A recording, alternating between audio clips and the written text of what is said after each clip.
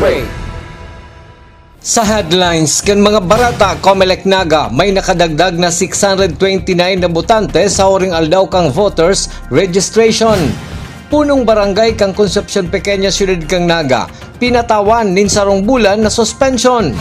Badil na ginamit sa shooting incident sa Barangay del Rosario, Ciudad kang Naga, aaramon kan PNP kung sa inhali.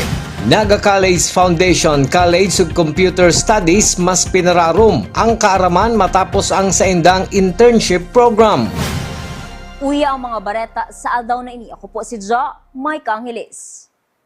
Huring aldaw kan voters registration sa opisina kan Comelec Naga mayong naging problema. Ang detalye sa report ni Malvin Machado. Pasado alas 8 na nimbanggi natapos ang Comelec Naga sa pagrehistro kan si mga naglamag sa huring aldaw kang voters registration kasud mang Lunes. Susug kay Atty. Mike Julia, election officer kang Comelec Naga, may 629 na botante ang sa endang narehistro. Pun kang bulan ni Oktubre hasta kasudma si voters registration kung saan uminabot sa 9,562 ang nailista mga botante sa syudad kang Naga. Kung idadagdag ang nasabing bilang sa 118,000 na botante kang Naga, aaboton subot sa 120,000 ang registered voters kan syudad. Kasugma po May 18 last day kang voter registration ta. Bali 629 po si sa tuyang naiparehistro. Itong mga by 3 PM kaya na kita lista na kita itong mga yung by 3 PM inabos na po to hanggang po kita 8:30 ng banggi. Sa Hunyo 1, gigibuhon man ang Election Registration Board hearing. Digdi dideterminaran kung si mga nagparehistro kang Abril asin bulan kan Mayo, mayong nabalgar sa patakaran kan Comelec na pwedeng magang rason para tanggalon sinda sa listahan. Kung igwa man subot mahali sa listahan ka mga nagparehistro, bako man subot ining dakol. Po, ang pong process kani itong inabot ng ERB hearing, ito pong nagparehistro po sa bulan ng Abril and Mayo. Subject for approval, disapproval po ito kang ERB board sa June 1 yan. Tapos ma-furnish kitang kopya kat ng mga list of registrants sa mga political parties. Kung maamang pong opposition, more or less approved na po yan, approved na po si mga registration kat ng mga nagparehistro from April and May. Mientras tanto, balik na sa dati ang normal na transaksyon sa Comelec Naga matapos ang halawig na voters registration. Para sa GNN TV48 Naga, Melvin Machado, Newsbreak. Mientras tanto, sa sunod na voters registration kan Comelec Naga, plano nindang darahon ini sa sarong mall para mas maging komportable ang mga maparehistro urog pag nag-aabot ang deadline kan registration. Pagkatapos kaya kan eleksyon sa barangay asin Sangguniang Kabataan sa bulan kan Nobyembre, paghahandaan naman kan Comelec ang national and local election sa taong 2028. Kaya siguro ang ko lang siguro dapat sa mga sunod ng registration pag last day nagaro kuha kitang darda ko lang venue magin sa mall para at least more comfortable tapos mas dakula ang space. Sa Comelec Pili, nakapagrehistro man ang nasabing opisina sa huring aldaw kan voters registration kasudma nin 403 na bagong botante. Susug kay Attorney Fatima Gados, election officer kan Comelec Pili, sa enot na semana kan bulan nin Hunyo madedeterminaran ninda ang total registered voters kan banwaan nin Pili, Camarines Sur. Sa iba pang mga bareta, naglalaom si Mayor Leni Robredo na may hararom asin interes sa edukasyon ang magiging karibay ni Senador Bam Aquino bilang chairman kan Senate Committee on Education. Susug sa alkalde, naribayan man si Senador Aquino sa nasabing komitiba na ipasar naman subot kaini ang nagkapirang importanteng lay siring kan Classroom Acceleration Program asin Nutrition Program. Pero sa kuya, ang importante na ipasar na si mga importanteng mga batas. Araw katong Classroom Acceleration Program na pasana ito. Itong nutrition sa mga schools na pasana. Gulpi ng mga naipasa, dawa nga ni alipot pasana si panahon kang si Senator Bam si chairman. In the less than 1 year na yan siya duman, si important legislations na ipasar. So ang sa tuya, ang role man baga kan Senate lawmaking, ang implementation man executive, yan nasa DepEd si pag-execute. Pero syempre, ang sa tuya pa din na wish, na kung riribayan man talaga, syempre ang wish that day siya ribayan. Pero kung riribayan siya, sana si mag-ribay, pero si passion, saka si advocacy for education, hararom, para grabe baga ang problema ta sa literacy. Sa iba pang boreta, siniguro ni Mayor Nino Tayco kan pasakaw ka Marinesur na tatauanin na ni atensyon ang agrangay kan mga may sadiri nin baroto sa saindang banwaan na ginagamit sa paglibot-libot sa kadagatan kan pasakaw para magpasyarngon niya na summer. Kabali man kaya ang nasabing grupo sa naapektaran kan krisis sa produktong petrolyo.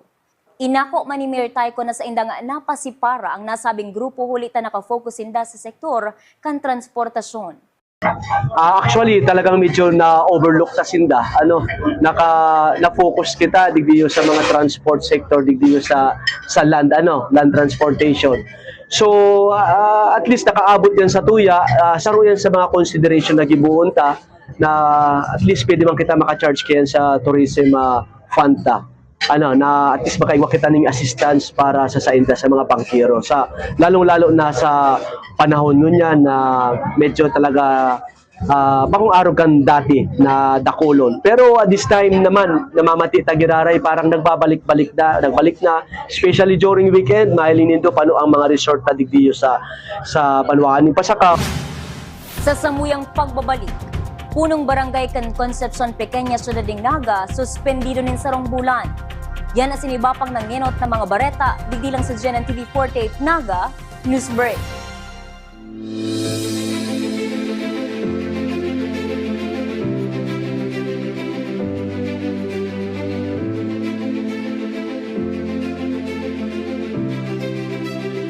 Different backgrounds, one premier education. Here, there are no borders. This is our school. This is our home. Beyond borders, beyond barriers, from Bicolana dreams to international horizons. NCF is where everyone belongs.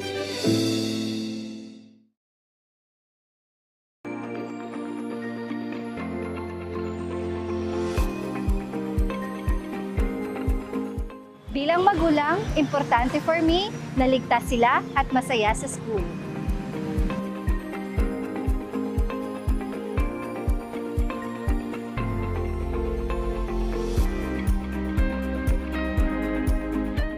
At NCF, the energy just feels right. You come for the school, but stay for the people.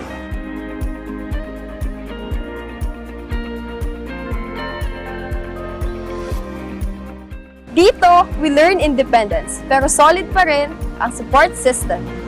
Sa NCF, bawat sulok may saya, suporta at pagkakataong maging ikaw.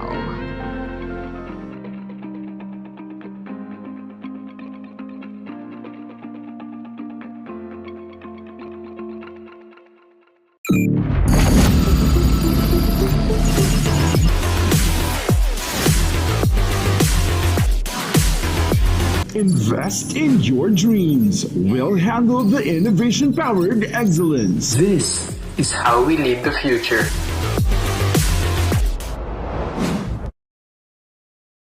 Seeing clearly shouldn't mean traveling far from home. At Camsur Eye Center, world-class care is right here in the heart of Rinconada and the Bicol region. With advanced diagnostic tools, ophthalmology specialists, and a team that treats you like family, we bring expert eye care. From children's screenings to managing cataracts, glaucoma, and diabetic eye conditions without the need for long trips. Because your vision matters, and so does your time. Camsur Eye Center, world-class eye care just around the corner.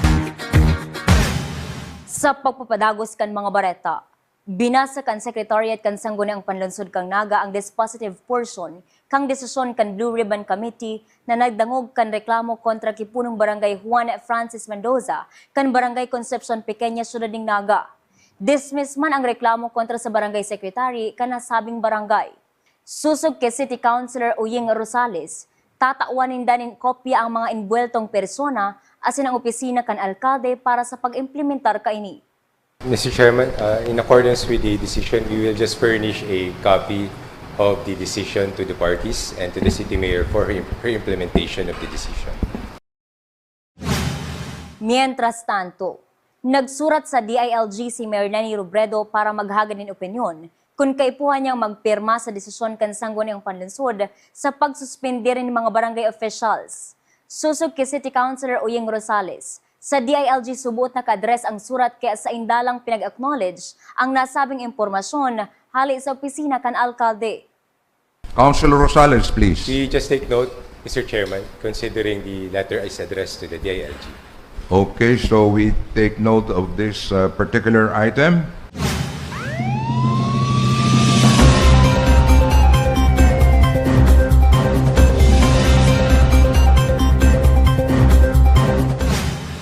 Sa police report, shooting incident sa Barangay del Rosario, Ciudad ng Naga, kanakali sa semana, padagos pang pinag-imbestigaran kang Naga City Police Office. Nakatutok ang PNP sa pag-aram kung taano asin sa inhali ang badil kan sospek. Ang detalye sa report ni Cristina Valenzuela. Under investigation pa kang Naga City Police Station 6 Hastangunyan ang nangyaring shooting incident sa Barangay del Rosario, Ciudad ng Naga kang nakalista si Mana, kung saan binawian ng buhay ang biktima asin ang sospetsado. Sigon sa Naga City Police, dai pa nakakaulay kang PNP ang pamilya kang biktima asin suspect hulit tayaon pa ini sa pagmundo. Nakasentro ang investigasyon kung taano taigwang badil ang suspect na si alias Federico asin sa inhali ang nasabing badil na iyo ang ginamit sa biktimang si alias Arnel na sarong truck driver. Bale, hanggang ngunyan, under investigation pa din since daita pa masyadong makaulay ang family and nagmubundo pa sila sa mga nangyari. Alagad siniguro kang PNP sa oras na mailubong ang biktima asin suspect, babalikan ninda ang pamilya kaini para ipadagos ang investigasyon asin maaraman ang pinakamotibo kan krimen. Right after kang mailubong na ang mga involved, pwede ta nang i-approach or hilingon ta ang kang family. Depende sa mood kang family. Para sa Janan TV48 Naga, Cristina Valenzuela, Newsbreak. Sa iba pang police report, hinahalat man kan Police Station 3 ang simbag kang pamilya kan 21 years old na dating estudyante kan biskas manungod sa request kan PNP na ipaisirarom ang hawak kan biktima sa autopsy. Ini para maaraman kung ano ang rason kan pagkagadan kaini.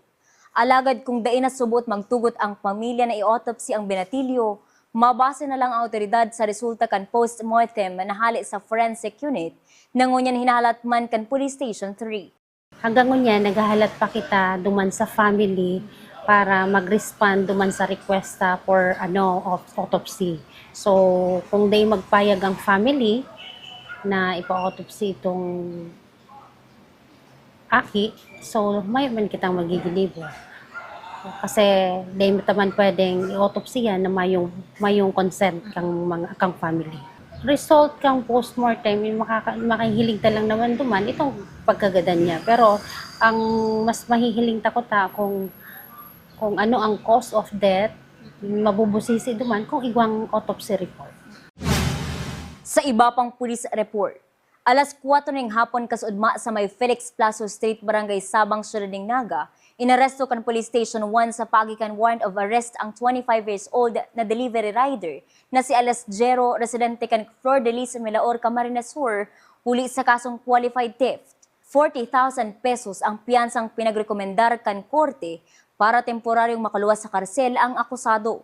Basado sa Crime Incident Reporting and Analysis System o KIRAS, may dating kaso na ng qualified theft as in reckless imprudence resulting in physical injuries and damage to property si alias Jero. Sa ngunyan, yaon ini sa custodial facility kan Police Station 1, mientras hinahalat na ma-turn over sa korte ang warrant of arrest kanasabing akusado.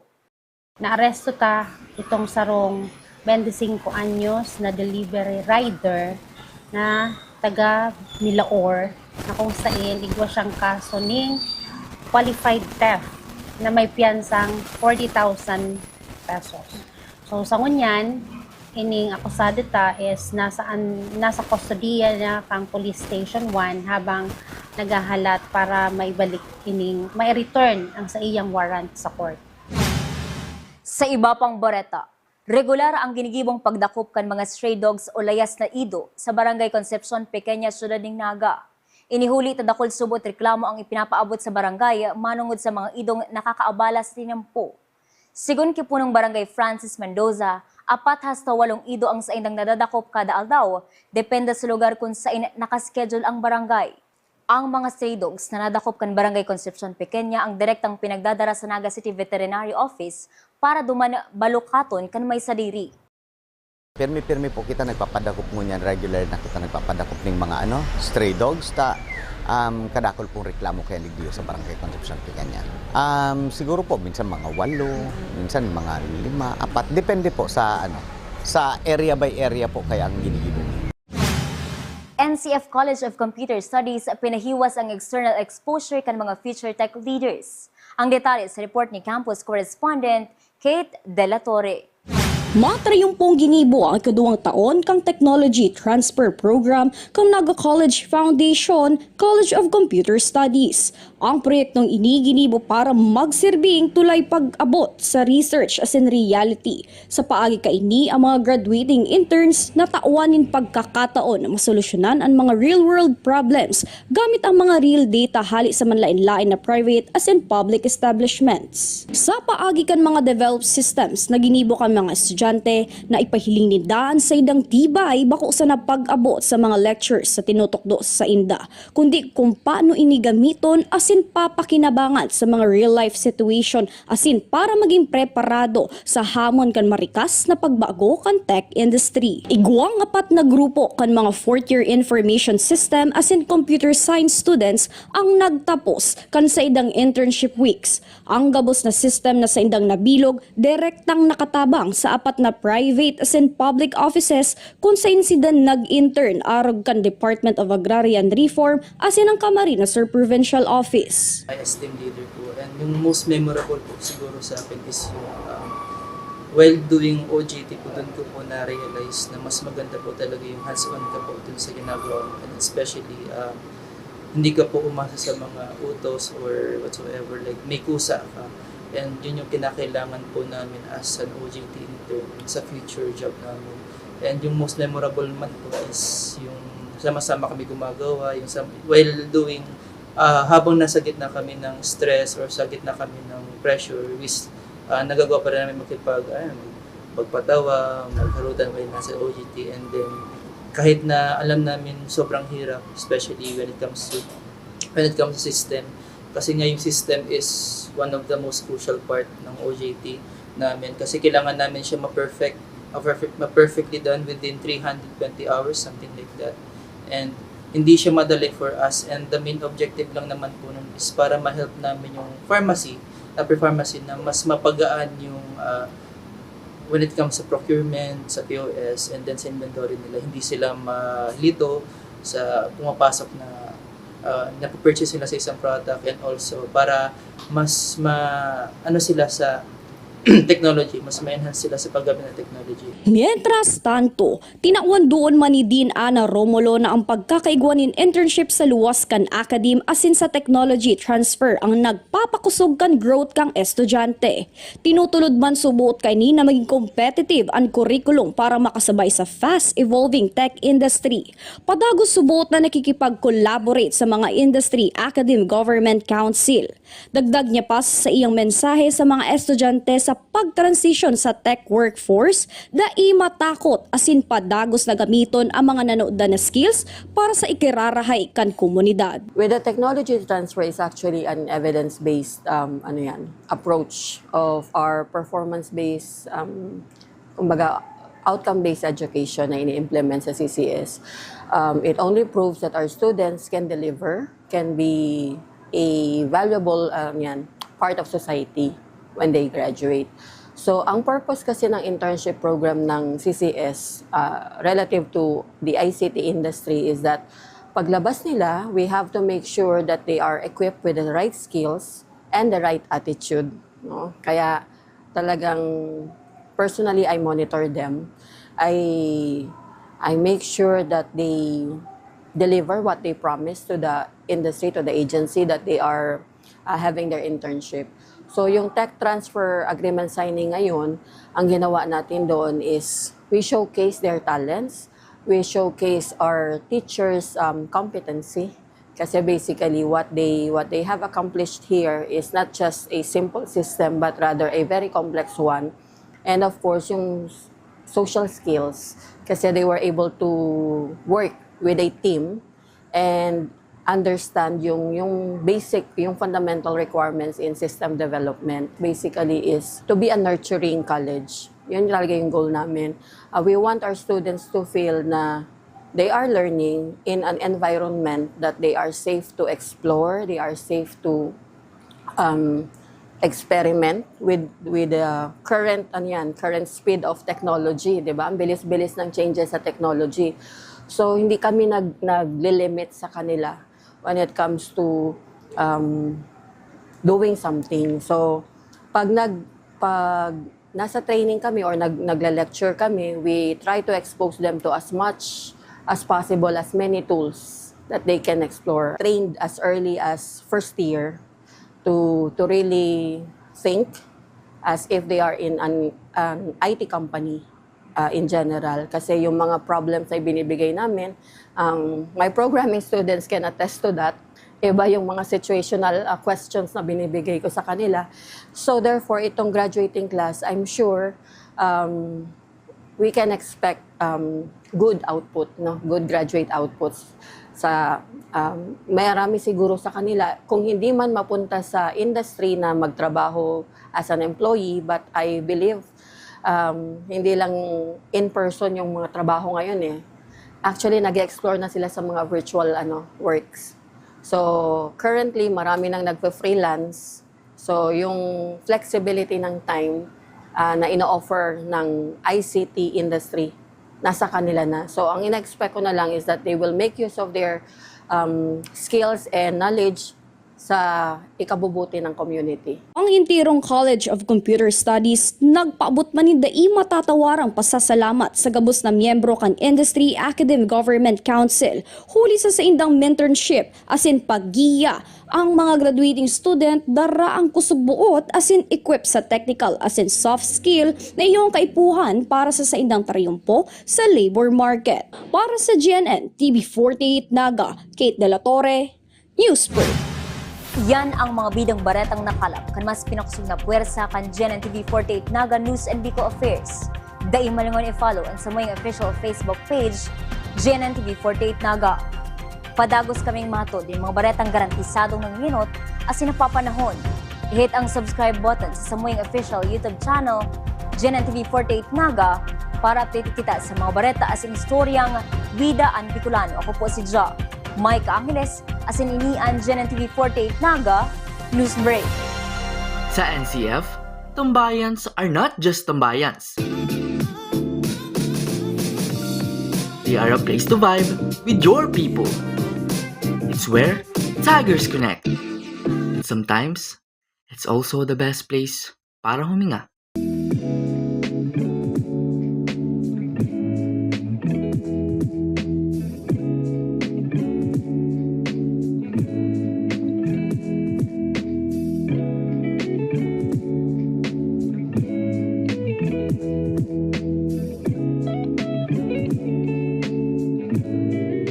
This is where our stories stay long after we leave college. The quiet witness of how we built our future.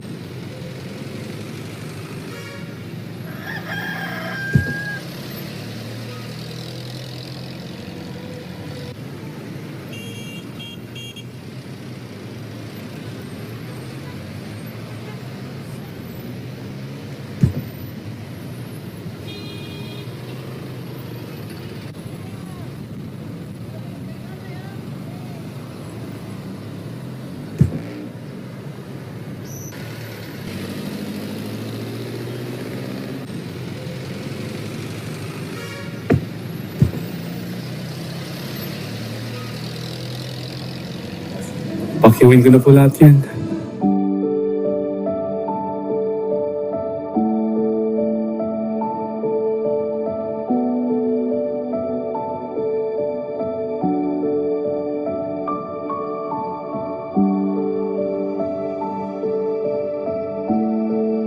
Humble beginning, global end.